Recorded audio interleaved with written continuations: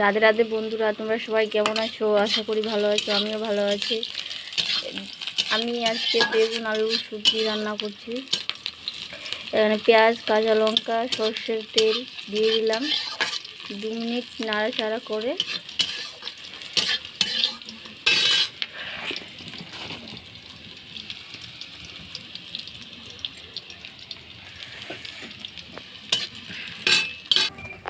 দেখতেই পাচ্ছ বেগুন আলু সবজি এর মধ্যে দিয়ে দিলাম।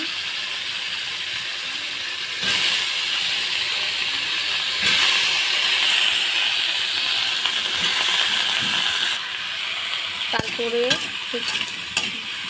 2 মিনিট নাড়াচাড়া করে ঢেকে দিলাম। এবার উঠিয়ে নেব, একটু আবার নাড়াচাড়া করে